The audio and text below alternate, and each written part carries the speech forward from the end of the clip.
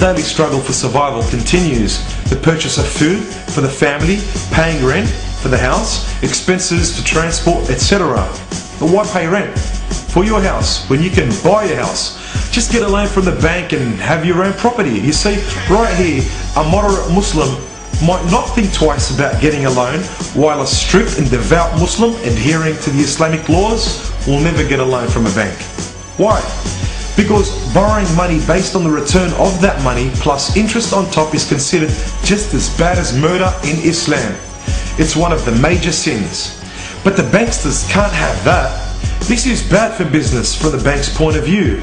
The bank's whole operation is based on putting people in countries, believe it or not, in debt to have continuous returns whilst profiting from effortless work. How much is there to gain from Muslims taking loans based on interest from these banks? Well, there are 1.5 billion Muslims on this planet. Hypothetically speaking, if only half of these people took out a loan of an average, say $10,000 each, then the banksters would have put people in debt with a total figure that's very hard to imagine. It's that much of a large amount. Though there is a minuscule amount of Muslims borrowing money from Illuminati banks, the overwhelming majority do not. Does the average non-Muslim citizen benefit from the Muslims' no loan based on interest policy? Of course. The more loans taken out and given to people, the more cash in the pool of money that exists. And due to the Western monetary system being a fiat system, money that's not backed by gold, the automatic consequence is the depreciation of the value of money. To adjust this, banks use what we know as inflation. This is an illusion that's used to make it out like the problem is fixed. Goods and services become more expensive, however, as a consequence, and the poverty line draws nearer to the middle class and the rich. Therefore, by Muslims not committing to loans based on interest, this means that they are benefiting the average non-Muslim citizen by slowing down the rate of inflation rather than benefiting the Illuminati banks. This is why the Illuminati are trying to abolish Islam and replace it with a cloned version of Islam. Islam is the only non-Christian religion that makes it an article of faith to believe in Jesus being the Christ and Messiah. Did Jesus approve of loans based on interest? There's a lot of proof and evidence that's contained in the Bible that interest/usury is forbidden. A nice example of this that people should look into is the temple incident.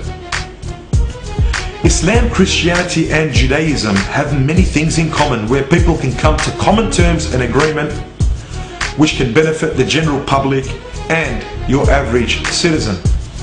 But the Illuminati know this as well, so to tackle this problem, the Illuminati throw out truth mixed with lies. A classic example of this is Zeitgeist. Many people know that 9/11 was a false flag attack used to blame Muslims in order to cause hatred and enmity against Muslims. This made it easier to steal resources from Muslim populated countries and put Muslim populated countries in debt by placing clone governments in power who accepted loans based on interest for reconstruction of their country and so forth. But why would the Illuminati undermine their own goals and agendas?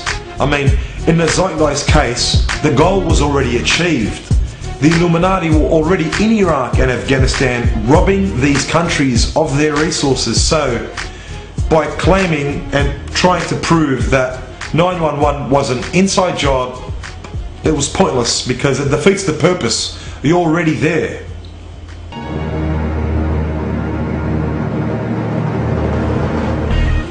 But Zeitgeist also brings Jesus into question. They question the very existence of Jesus and try to compare him to previous religions based on celestial objects. This is the lies that the Illuminati put forth so that even Christians begin to question their very own faith. But Muslims are very passionate about Jesus, just like Christians. They know that Jesus existed and was not some outer space object.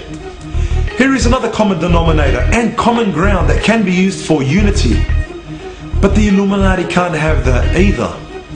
Let's just keep portraying Muslims as terrorists why would you want to have dialogue with a so-called terrorist?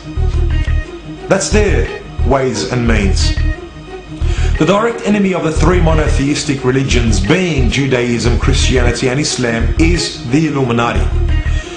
The Illuminati are trying to destroy all faiths and the belief in God so that they have their ways, whether it be to make people choose materialistic goals or even become atheists, so that people don't question why it would be derogatory for society to borrow money based on interest from the banks. Therefore, people of faith should know who the real enemy is. We, the people of faith, have a common enemy who is against our creed, faith and religion. Let us know who and what that common enemy is. Let us, people of faith, Christians, Jews and Muslims, stand together and unite as one, because the enemy of my enemy is my friend.